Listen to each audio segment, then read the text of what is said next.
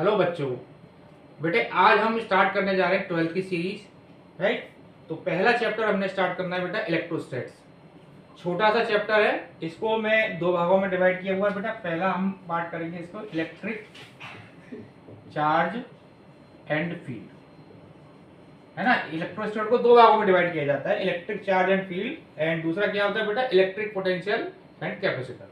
तो हम पहला चैप्टर करेंगे इलेक्ट्रिक चार्ज एंड फील्ड, और इसको मैं दो भागों में बनाऊंगा। छोटी छोटी वीडियो है ना। इसमें मैंने सारे कंसेप्ट कवर कर दिए हैं बेटा। 12th वाले बच्चों के लिए बिल्कुल रामबाण वरदान है। इसको देख लोगे इसका मतलब आपने पूरा कंसेप्ट कवर कर लिया एनसीईआरटी के, राइट।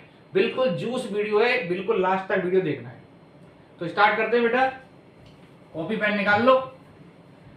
तो देखो बेटा इलेक्ट्रोस्टैट्स, ठीक है। थोड़ा सा ब्रीफ डिस्क्रिप्शन करेंगे 10-15 मिनट हम, फिर आगे चलेंगे, राइट।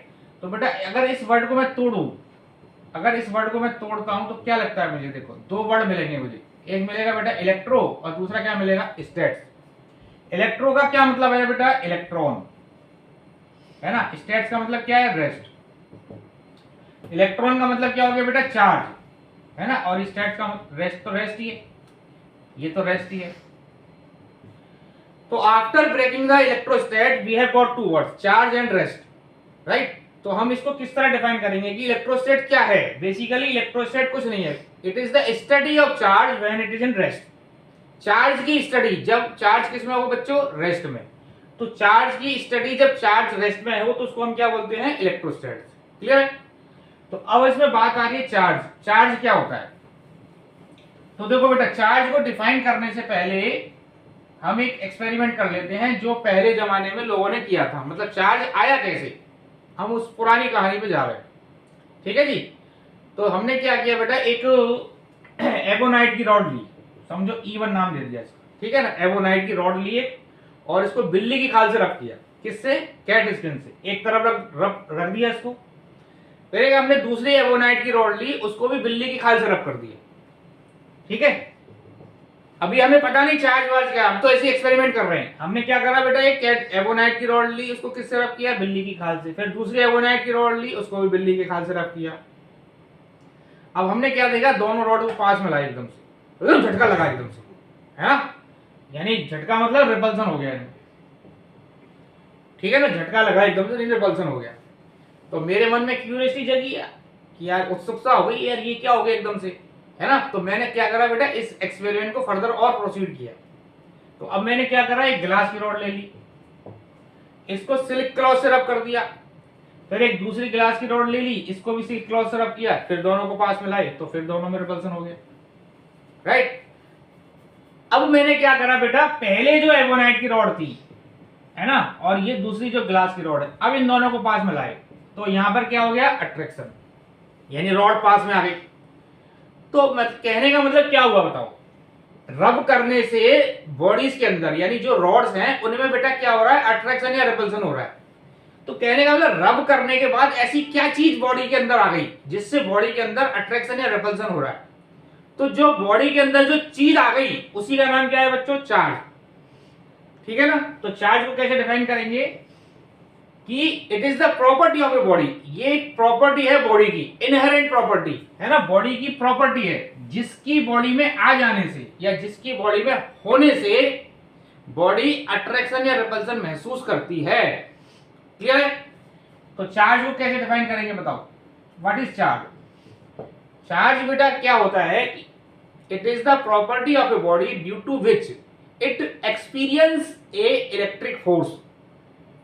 चार्ज बॉडी की वो प्रॉपर्टी है जिसकी वजह से बॉडी, है ना, अट्रैक्शन या रिपल्सन महसूस करती है। क्लियर है। तो ये हो गया चार्ज। अब बेटा चार्ज जो है ये भी दो तरह का होता है। जैसे अभी आपने देखा कि अट्रैक्शन हो रहा है रिपल्सन हो रहा है ना। तो चार्ज को हम क्या बोलेंगे बेटा, एक पॉजिटिव है और एक दूसरा क्या है नेगेटिव। अब बताओ कैसे पता चलेगा कि कौन सी बॉडी पॉजिटिव है और कौन सी नेगेटिव है। दिखता थोड़ी है चार्ज, दिखता है क्या अपने को, नहीं दिखता। तो बेटा अब फिर दोबारा हम वही पुरानी हिस्ट्री में चलते हैं। देखो ये जो है कोई भी बॉडी है, ये आपने पढ़ा होगा, कोई भी बॉडी है बेटा, इसके अंदर एक न्यूक्लियस होता है ना। न्यूक्लियस में क्या होता है न्यूट्रॉन्स प्लस प्रोटॉन्स, और इलेक्ट्रॉन इसके चारों ओर चक्कर लगाते हैं। ये जो आप जानते ही हो, न्यूट्रॉन पे कोई चार्ज नहीं होता, प्रोटॉन पे क्या होता है पॉजिटिव चार्ज, इलेक्ट्रॉन पे क्या होता है नेगेटिव चार्ज। तो बॉडी पे जो चार्ज आ रहा है ये तो बात तय है, या तो प्रोटॉन से आएगा या इलेक्ट्रॉन से आएगा, क्लियर है ना, क्योंकि न्यूट्रॉन पे तो कोई चार्ज है नहीं। अच्छा, लेकिन जब हमने देखा एक्सपेरिमेंटली, बाद में पता चला कि जो न्यूक्लियस है ना बेटा, इसके अंदर जो न्यूट्रॉन और प्रोटॉन के बीच में एक फोर्स होता है जिसका नाम होता है स्ट्रॉन्ग न्यूक्लियर फोर्स, है ना। This is the strongest force in the nature. Nature के अंदर सबसे स्ट्रॉन्गेस्ट फोर्स है ये, जिससे ये न्यूट्रॉन और प्रोटॉन बंधे होते हैं। मतलब इनको हम बाहर नहीं निकाल सकते, प्रोटॉन को न्यूक्लियस से बाहर नहीं निकाल सकते। क्यों नहीं निकाल सकते? Because they are tied with a high strong nuclear force, ठीक है ना। तो अब कहने का मतलब क्या रह गया बताओ, न्यूट्रॉन पे तो चार्ज है नहीं, प्रोटॉन को निकाल नहीं सकते, तो बॉडी पर चार्ज जो आएगा वो किसकी वजह से आएगा बताओ, केवल इलेक्ट्रॉन ही तो रह गया, यानी बॉडी पर इलेक्ट्रॉन की वजह से ही चार्ज आएगा। क्लियर है बच्चों? तो कहने का मतलब पॉजिटिव और नेगेटिव का मतलब क्या है, अगर बॉडी ने इलेक्ट्रॉन को लूज किया, इलेक्ट्रॉन को बॉडी ने खो दिया, तो बॉडी पर कौन सा चार्ज आएगा बच्चों, पॉजिटिव। और अगर बॉडी ने इलेक्ट्रॉन को गेन किया तो कैसा चार्ज आएगा, नेगेटिव। तो कहने का मतलब पॉजिटिव और नेगेटिव कुछ नहीं है, this is the comparison between proton and electrons, right. तो बेटा अगर किसी बॉडी में नंबर ऑफ प्रोटॉन्स ज्यादा है नंबर ऑफ इलेक्ट्रॉन्स से, या उल्टा लिखो इसको, ऐसे लिखो, अगर नंबर ऑफ इलेक्ट्रॉन्स बेटा ज्यादा है, नंबर ऑफ इलेक्ट्रॉन सॉरी कम है प्रोटॉन की संख्या से। जैसे समझो ये बॉडी है बेटा, इसमें मान लेते हैं 10 इलेक्ट्रॉन है 10 प्रोटॉन, तो ये बॉडी क्या है बच्चों, न्यूट्रल बॉडी है, राइट, न्यूट्रल बॉडी है।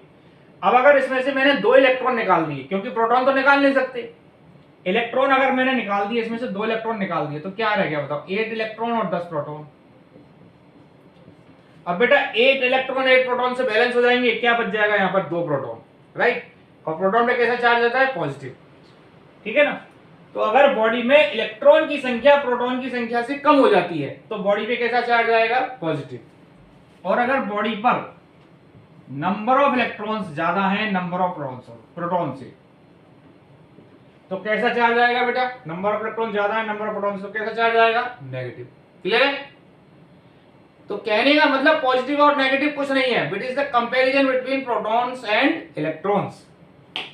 ठीक है, यहां तक समझ में आ गया बच्चों? चलो एक सवाल लेते हैं बेटा, देखो। अच्छा एक चीज और बताता हूं आपको बेटा, मास ऑफ इलेक्ट्रॉन क्या होता है बेटा, 9.1 इंटू 10 की पावर -31 kg, ये लेकर लो जरा। और मास ऑफ प्रोटॉन कितना होता है, 1.67 इंटू 10 की पावर -27 kg। तो कहने का मतलब किसका मास ज्यादा है बच्चों, प्रोटॉन का मास ज्यादा है as compare to electron. Clear है? चलो देखो बेटा, सवाल ये है बच्चों कि यहां पर हमने क्या किया, 2 बॉडीज ली ए एंड बी। क्वेश्चन ये है 2 बॉडीज ए एंड बी, है ना, 2 बॉडीज हैं, आइडेंटिकल हैं, दोनों न्यूट्रल बॉडीज हैं। अब सवाल क्या कहता है कि equal positive and negative charge is given to both bodies. दोनों बॉडीज को बेटा equal positive and negative charge दिया है ना, यानी इसको हमने पॉजिटिव दिया और इसको नेगेटिव दिया, दोनों को इक्वल एंड अपोजिट, राइट। तो आपको क्या बताना है बेटा कि which option is correct. 4 option दिए हुए इसमें, विच ऑप्शन इज करेक्ट, है ना। एमसीक्यू आता है ना बेटा 12th में, एमसीक्यू वाला क्वेश्चन हो गया ये। तो पहला ऑप्शन दे रहा हूं बेटा, mass of A greater than mass of B. दूसरा M A less than M B. तीसरा M A equal to M B, है ना। 3 ऑप्शन है, एम का मतलब मास। तो अब आप मुझे बताओ इसमें कौन सा ऑप्शन सही होगा।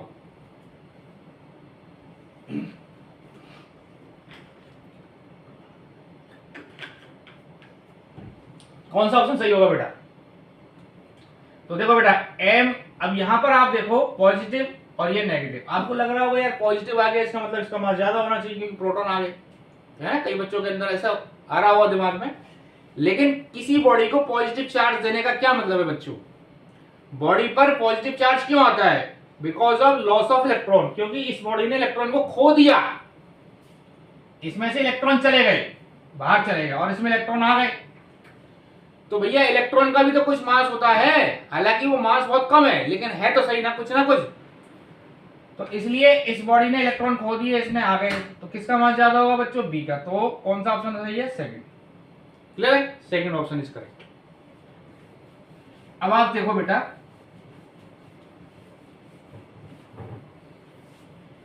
बने रहो वीडियो में बेटा, बहुत मस्त मस्त चीज कराऊंगा आपको, एकदम बढ़िया बढ़िया, है ना।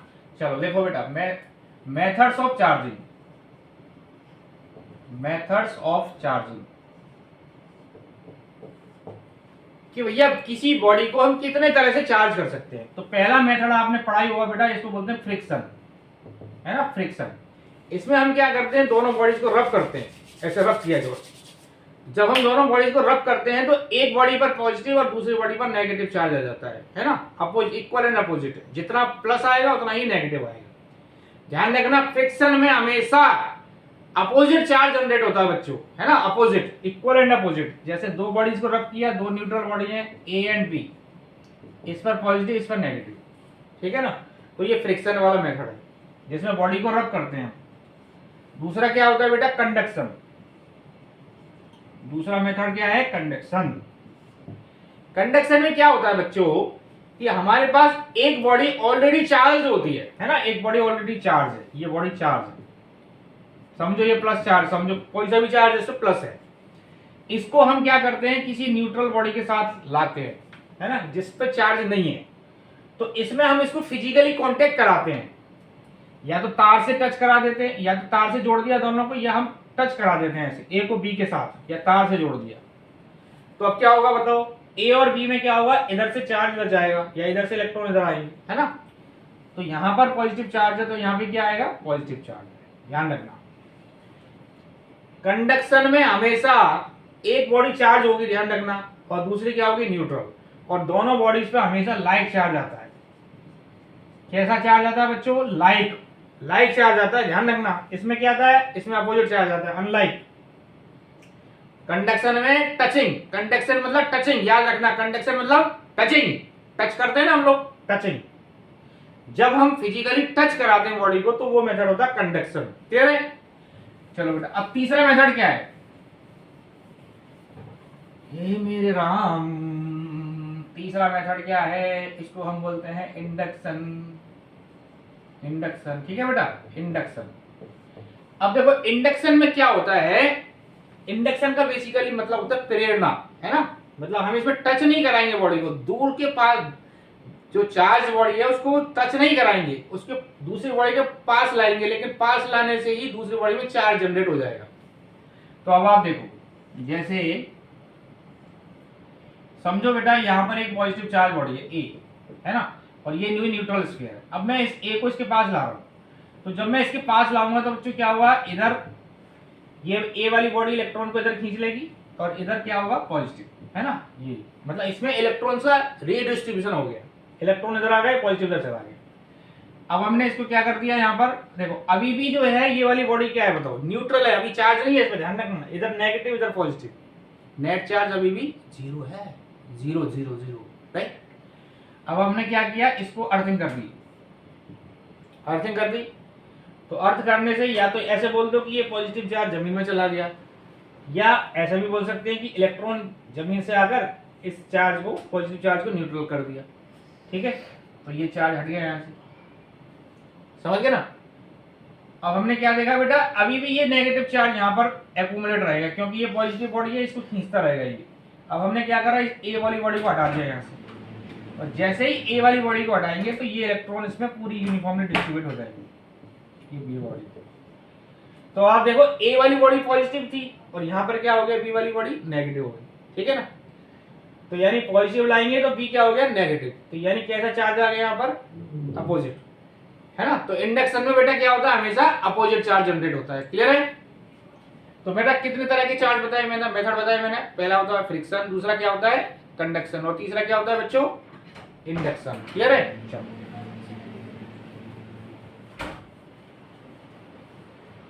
चलो बेटा अब हम बात करते हैं प्रॉपर्टी ऑफ चार्ज। छोटे छोटे क्वेश्चन बेटा इसमें एमसीक्यू आ सकते हैं आपके 12th बोर्ड में, है ना, एक एक नंबर के। और जो बच्चे एंट्रेंस के लिए देख रहे हैं उसमें एमसीक्यू उसमें भी आते हैं। तो जेई मेन में या फिर नीट में इस तरह के क्वेश्चन आ सकते हैं। ठीक है, तो मैंने क्या करा है बेटा, आपको एक एक चीज, एक एक कंसेप्ट के छोटे छोटे क्वेश्चंस बनाए हुए हैं, तो आपको और क्लियरिटी होगी। तो बेटा प्रॉपर्टी ऑफ चार्ज देखो, पहला प्रॉपर्टी क्या है, आप बचपन से पढ़ते आ रहे हो, क्या होती है बताओ। लाइक चार्जेस में क्या होता है बेटा, रिपल्सन। लाइक चार्जेस में रिपल्सन होगा, और अपोजिट चार्जेस में क्या होगा, अट्रैक्शन होगा, है ना। लाइक चार्ज में क्या होता है बच्चों, रिपल्सन, पॉजिटिव पॉजिटिव में रिपल्सन, अपोजिट पॉजिटिव और नेगेटिव में क्या होगा, अट्रैक्शन होगा। ठीक है, ये तो बच्चे पढ़ते ही आ रहे हैं। चलो इस पे भी एक सवाल करते हैं। देखो हमारा जो माइंड है ना बेटा, ये ज्यादा थ्योरी को ग्रेस्प नहीं कर सकता। तो मैंने क्या करा है, इसमें छोटे छोटे क्वेश्चंस बना दिए हैं आपको, और अच्छे से क्लियरिटी होगी और मजा आएगा आपको पढ़ने में, एकदम मजा आ जाएगा, है ना। चलो देखो, तो एक एक कंसेप्ट बताता जा रहा हूँ। जैसे प्रॉपर्टी ऑफ चार्ज, इसका हमने पहली प्रॉपर्टी पढ़ी, इसके ऊपर क्वेश्चन करा रहा हूँ आपको। प्रॉपर्टी क्या थी, लाइक चार्ज में क्या होता है, रिपल्सन, अपोजिट चार्ज में क्या होता है बच्चों, अट्रैक्शन। ठीक है, इसी पर क्वेश्चन ले लो। चलो सवाल क्या कहता है, देखो एक ये कह रहा है, एक बॉडी है हमारे पास, इस पर पॉजिटिव चार्ज है, इसको हम बी बॉडी के पास लाते हैं, है ना। एक बॉडी है ए, इसको हम बी वाली बॉडी के पास में लाते हैं। तो अगर इन दोनों में अट्रैक्शन होता है, अगर इन दोनों में अट्रैक्शन होता है, तो बी पर क्या चार्ज होगा, दोनों में क्या हो रहा है बच्चों, अट्रैक्शन, है ना, दोनों में अट्रैक्शन हो रहा है। तो क्या बताना है अपने को, then charge on B, B पर कितना चार्ज आएगा। ऑप्शन दे रहा हूं मैं आपको, पॉजिटिव, दूसरा नेगेटिव, तीसरा न्यूट्रल, और चौथा है कांट से, है ना, कांट से। तो आप मुझे बताओ क्या आंसर आएगा। एक बॉडी है पॉजिटिव ए वाली, इसको बी के पास में लाए, दोनों में अट्रैक्शन हो रहा है, तो बी पर कौन सा चार्ज होगा बोलो। तो एक तो आंसर है ही आपका नेगेटिव, है ना। ये तो हम बचपन से पढ़ते आ रहे हैं कि अपोजिट चार्ज में अट्रैक्शन होगा, तो अट्रैक्शन हो रहा है, तो इसका मतलब बी पर क्या होना चाहिए बच्चों, नेगेटिव, नेगेटिव, है ना। लेकिन अगर ये बॉडी बी वाली बॉडी न्यूट्रल होगी, तब भी दोनों में अट्रैक्शन हो जाएगा। क्योंकि इसका रीजन अभी बताता हूँ, क्योंकि अब आप 12th में आ गए बच्चों, है ना। तो ये वाली डेफिनेशन तो बचपन में थी 8-9 क्लास तक, है ना, 10 तक। तो अब आप ये सीखो कि अगर ये वाली बी वाली बॉडी नेगेटिव भी होगी, सॉरी न्यूट्रल भी होगी, तब भी इनमें अट्रैक्शन हो जाएगा। क्यों होगा बताओ, बताता हूँ। देखो जब हम इस वाली, समझो ये पॉजिटिव बॉडी है, ठीक है, जब हम इस बी के पास में लाते हैं, तो ए वाली बॉडी क्या करेगी, इलेक्ट्रॉन को अपनी तरफ खींच लेगी। जैसे इलेक्ट्रॉन यहाँ आ गए और यहाँ पर आ गए पॉजिटिव, राइट। तो यहाँ पर बेटा देखो, एक पॉजिटिव और एक नेगेटिव के बीच में एक फोर्स लग रहा है, इसका नाम है समझो F1, यहाँ लग रहा है समझो F2, ठीक है, ये F1 ये F2। अब आप मुझे बताओ, ये पॉजिटिव और नेगेटिव में जो फोर्स लग रहा है, ये कैसे तरह का है, ये है अट्रैक्शन, है ना, F1 अट्रैक्शन है, F1 अट्रैक्टिव है, F2 रिपल्सिव है। क्योंकि F2 रिपल्सिव है, क्योंकि पॉजिटिव पॉजिटिव में लग रहा है। अब आपको पता होगा कि F, अभी आगे जाके पढ़ेंगे हम कि F जो है वो इनवर्सली प्रोपोर्शनल होता है डिस्टेंस के स्क्वायर। तो यहाँ डिस्टेंस कम है, यहाँ डिस्टेंस ज्यादा है, चार्जेस के बीच में डिस्टेंस यहाँ कम है, यहाँ ज्यादा है, तो कौन सा फोर्स ज्यादा होगा बच्चों, F1। तो F1 का मैग्नीट्यूड F2 से ज्यादा होगा, ऑब्वियस सी बात है, क्योंकि यहाँ डिस्टेंस कम है। अब F1 का जो है नेचर वो क्या होगा बच्चों, ये है अट्रैक्शन, तो अट्रैक्शन होगा, यहाँ रिपल्सन होगा, ठीक है जी। तो F1 की वैल्यू F2 से ज्यादा है, यानी अट्रैक्शन का फोर्स रिपल्सन से ज्यादा है, इसका मतलब दोनों में क्या हो जाएगा, अट्रैक्शन। क्लियर है। तो पहली प्रॉपर्टी समझ में आ गई ना बच्चों। अब दूसरी प्रॉपर्टी लिखो,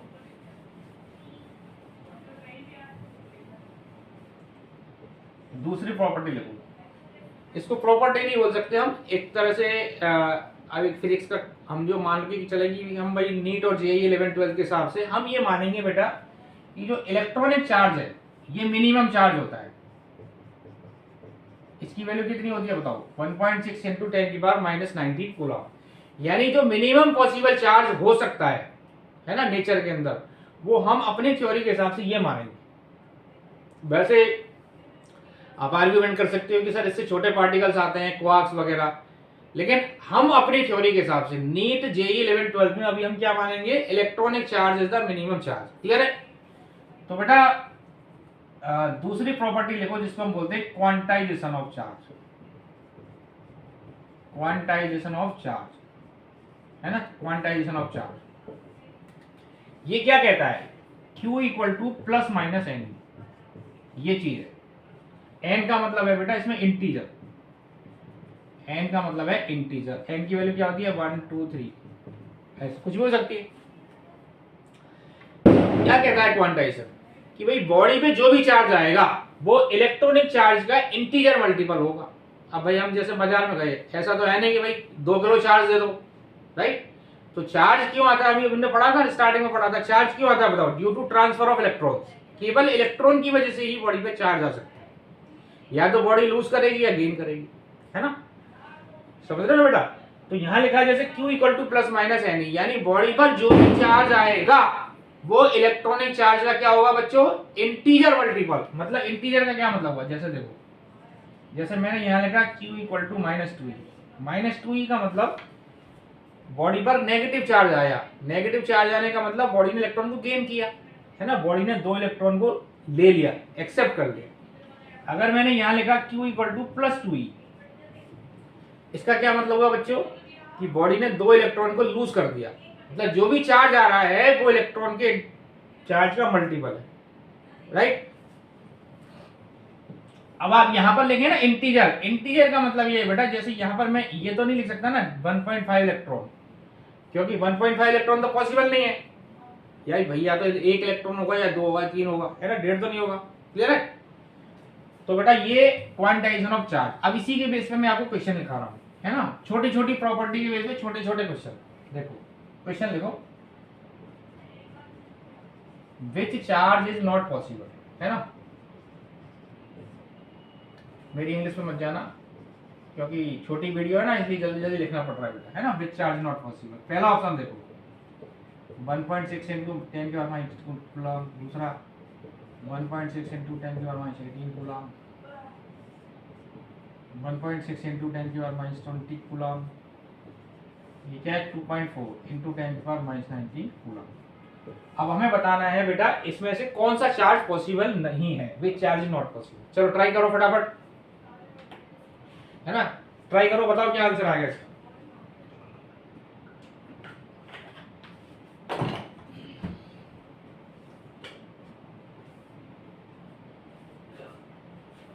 तो बेटा कंसेप्ट क्या लगाना है इसमें, क्या बताया था मैंने आपको कि इलेक्ट्रॉन का जो चार्ज है वो मिनिमम चार्ज होता है। तो देखो बेटा ये तो इलेक्ट्रॉन का चार्ज है, तो ये तो पॉसिबल है। ये कितना है 1.6 इंटू 10 का माइनस 18, यानी ये है 10 इलेक्ट्रॉन के बराबर, है ना, 10 इलेक्ट्रॉन है भाई। 10 को ई से मल्टीप्लाई कर लो, 10 इंटू 1.6 इंटू 10 की पावर माइनस 19, तो ये आ जाएगा ना, ये क्या आएगा, ये 1/10 इलेक्ट्रॉन है। इलेक्ट्रॉन को 10 से डिवाइड करेंगे तब ये आएगा, है ना, तो इलेक्ट्रॉन से कम है ये, तो यानी ये वाला पॉसिबल नहीं है। क्या मैंने बताया था, मिनिमम पॉसिबल चार्ज क्या होता है, इलेक्ट्रॉन के बराबर, तो ये इलेक्ट्रॉन से कम है।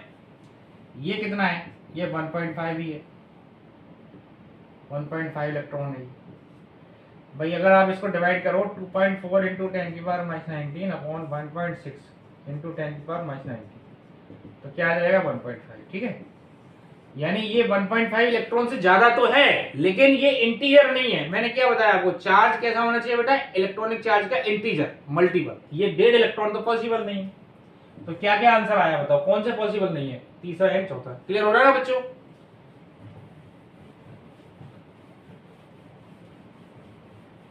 तो ये हमने बेटा चार्ज की प्रॉपर्टी पढ़ी। तीसरी प्रॉपर्टी लिखो, चार्ज जो है वो एडिटिव नेचर का होता है ना, charge is additive in nature, charge in additive in nature, ठीक है। चौथी प्रॉपर्टी क्या है बेटा, कि जो चार्ज होता है ये मास पे डिपेंड नहीं करता, राइट। चार्ज जो है, सॉरी मास नहीं, वेलोसिटी पे डिपेंड नहीं करता है, राइट। जैसे चार्ज का जो वेलोसिटी है ना बेटा, ये कितनी भी वेलोसिटी हो सकती है, कितना भी मैग्नीट्यूड हो सकता है, लेकिन चार्ज का जो मैग्नीट्यूड होगा वो कांस्टेंट रहेगा। क्या मतलब हुआ, जैसे ये मान लेते हैं चार्ज, राइट।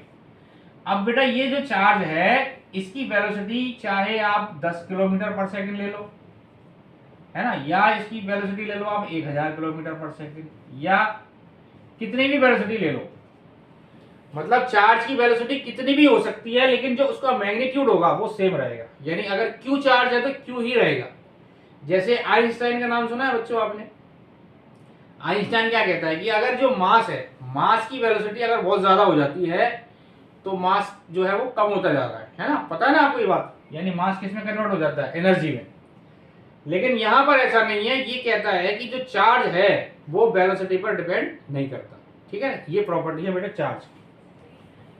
तो चूंकि आपको पता है कि बच्चे ज्यादा वीडियो, लंबी वीडियो देखते नहीं है, तो इसलिए छोटी वीडियो को ध्यान में रखते हुए और ज्यादा से ज्यादा कंसेप्ट उसमें कवर करते हुए वो बिल्कुल चीज मैं आपको बता रहा हूँ बेटा, राइट। तो अब हम बात करते हैं, अभी तक हमने क्या पढ़ा? चार्ज के बारे में पढ़ा बेटा, अट्रैक्शन रिपल्सन, राइट। यानी हमने ये देखा कि अपोजिट चार्ज में क्या हो रहा है, अट्रैक्शन, और लाइक चार्ज में क्या हो रहा है, रिपल्सन। लेकिन वो अट्रैक्शन रिपल्सन कितना हो रहा है ना, उसके बारे में सबसे पहले कौन आया था? Coulomb. Coulomb's law, Coulomb's law के बारे में पढ़ेंगे बेटा।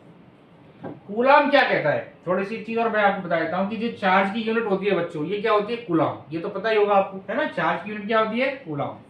कूलॉम, चार्ज की यूनिट क्या होती है बच्चों? कूलॉम। लेकिन इसको हम, कूलॉम बड़ी क्वांटिटी है इसलिए हम इसको छोटी क्वांटिटी, जैसे micro coulomb, pico coulomb, nano coulomb, इसमें रिप्रेजेंट करते हैं। 1 माइक्रो कूलॉम का मतलब 10⁻⁶, पिको का मतलब 10⁻12, है ना, 10⁻9। ऐसा क्यों करते हैं हम? चार्ज की बेसिकली यूनिट क्या होती है बच्चों? कूलॉम, ऐसा यूनिट है कूलॉम, लेकिन हम छोटी यूनिट में इसको रिप्रेजेंट करते हैं। क्यों? देखो, चार्ज जो कूलॉम है ना बेटा, ये बड़ी यूनिट होती है। जैसे अगर मैं पूछूं एक कूलॉम चार्ज में कितने इलेक्ट्रॉन्स होंगे, नंबर ऑफ इलेक्ट्रॉन्स कितने होंगे, ये क्वेश्चन आ सकता है आपके नीट उसमें, जेई में, नीट में और 12th में, राइट। तो बेटा ये ऑब्जेक्टिव भी आ सकता है और एक नंबर का वैसे छोटे क्वेश्चन में भी आ सकता है, राइट। तो देखो Q इक्वल टू बेटा NE, Q कितना है यहाँ पर? 1, N कितना है पता नहीं, ये ठीक है। तो इसको सॉल्व किया बेटा, कितना आ गया? ये आ गया। तो कहने का मतलब है कि अगर आपने एक कूलम चार्ज लिया तो उसमें कितने इलेक्ट्रॉन आएंगे? 6.25 इंटू 10⁻18, यानी इतने सारे इलेक्ट्रॉन्स आ सकते हैं एक कूलम चार्ज में। तो किसका मतलब चार्ज कूलम, वन कूलम बड़ी यूनिट हो गई ना, तो इसलिए हम छोटे यूनिट रिप्रेजेंट करते हैं, बस इसका कंसेप्ट यही है, ठीक है। चलो अब हम बात करते हैं बेटा कूलम्स लॉ के लिए। कूलम क्या कहता है बच्चों कि मान लेते हैं हमारे पास 2 पॉइंट चार्ज है, ध्यान रखना। कूलम ने जो लॉ दिया है वो ध्यान रखना, वो किसके लिए दिया है बच्चों? Q1 and Q2, there are 2 charges, point charges. तो इन दोनों के बीच में लगने वाला जो फोर्स होगा, कूलम क्या कहता है? This is directly proportional to the magnitude of product of these 2 charges and inversely proportional to the square of the distance between them. दोबारा सुनो, 2 चार्ज रखे हैं बेटा, इनके बीच में लगने वाला जो कूलम फोर्स है, यानी जो इलेक्ट्रिक फोर्स है, वो कितना आएगा? Directly proportional to the product, sorry, directly proportional to the magnitude of product of दो charges and inversely proportional to 1/r², है ना, इनवर्सली प्रोपोर्शनल टू r², ठीक है जी। तो इसको हम ऐसे लिख सकते हैं Q1 Q2/r²। यहां लिखा हमने F equal to 1/4πε0 Q1 Q2/r²। कहा भैया समझ आ रही है ना? बहुत छोटी छोटी चीज है, परेशान मत हो बबुआ, मस्त एकदम। तो F proportional to Q1 Q2 और ये inversely proportional to r², right. तो बेटा 1/4πε0 Q1 Q2/r², क्लियर है। तो ये फोर्स ने बताया, किसने बताया? ये कूलम्स लॉ ने बताया। कूलम ने बताया कि अगर 2 चार्ज रखे तो इनके बीच में इतना फोर्स लगेगा। अब यहां पर बेटा एक एक चीज समझो, क्या है यहां पर एप्सिलॉन नॉट क्या है बच्चों? इसको बोलते हैं हम electrical permittivity, electrical permittivity of air और vacuum. Electrical permittivity of air और वैक्यूम, इसको क्या बोलते हैं? Epsilon not. एप्सिलॉन नॉट का मतलब क्या होता है बेटा? Electrical permittivity. ये क्या होती है? ये क्या बला है? अब आप कहोगे सर नई नई चीज आ रही है इसके अंदर, तो इस बला को समझाओ। तो बेटा नाम ऐसी, इस बला को हम इस तरह समझ सकते हैं, देखो इलेक्ट्रिकल परमिटिविटी, परमिटिविटी देखो परमिटी है ना, विटी। अगर मैं इसको तोड़ दूं यहां से तो इसको क्या हमें मिलेगा, परमिट और एबिलिटी, है ना, ये मिलेगा। तो कहने का मतलब है इलेक्ट्रिकल परमिटिविटी का मतलब है कि कोई भी स्पेस, फ्री स्पेस कितनी इलेक्ट्रिक फील्ड लाइन को कितना अलाउ करेगा, परमिशन टू प्रोवाइड एबिलिटी, समझ गया ना। परमिशन कितनी है, कितनी एबिलिटी है उसको इलेक्ट्रिक लाइंस को परमिशन करने की, उसको क्या बोलते हैं, इलेक्ट्रिकल परमिटिविटी। यानी कोई भी फ्री स्पेस या कोई भी हमारा स्पेस है या वैक्यूम है ना, उसकी कितनी एबिलिटी है इलेक्ट्रिक लाइन को पास करने की, कितनी इलेक्ट्रिक लाइन की एबिलिटी है उसकी पास करने की, उसको क्या बोलेंगे, इलेक्ट्रिकल परमिटिविटी। क्लियर है। तो बेटा ये है देखो, ये हमने जो फोर्स बनाया 1/4πε0 Q1 Q2/r², ठीक है ना। अब यहां से अगर हम देखें तो इसको हम K लिख सकते हैं, यहाँ पर K है ना, इसको K लिख सकते हैं। तो K Q1 Q2/r², K का मतलब है बेटा इसमें 1/4πε0, ठीक है जी। अब अगर आपसे पूछा जाए कि यहाँ पर K की जो वैल्यू है, ये आपको याद रखना है 9 × 10⁹ है ना, newton metre square by coulomb square, ये इसकी वैल्यू है, न्यूटन मीटर स्क्वायर बाई, है ना। और एप्सिलॉन नॉट की वैल्यू याद रखनी है बेटा 8.85 × 10⁻12 coulomb square by newton metre square, ये इसकी वैल्यू। अब अगर इन चार्जेस को मीडियम में रख दें, जैसे ये तो मैंने किस में रखा है बच्चों, फ्री एयर में या वैक्यूम में, अगर हम इस चार्जेस को किसी मीडियम में रख देंगे तो फोर्स कितना आ जाएगा, ये आपको याद रखना 1/4πε Q1 Q2/r², ये फोर्स आ गया। अब यहां पर जो एप्सिलॉन है ये क्या है, ये है electrical permittivity of the medium. यहाँ किसकी है, ये एयर की, ये किसकी है बच्चों, मीडियम की। यानी मीडियम की परमिटिविटी, यानी मीडियम कितनी इलेक्ट्रिक फील्ड लाइंस को अलाउ करेगा, है ना, कितना एबिलिटी है उसकी परमिशन देने की इलेक्ट्रिक फील्ड लाइंस को किसी मीडियम की, तो ये है एप्सिलॉन। इसको हम एफ मीडियम लिख देते हैं, ये एफ नॉट, ठीक है। अब देखो बेटा, अगर मैं इसको डिवाइड करूं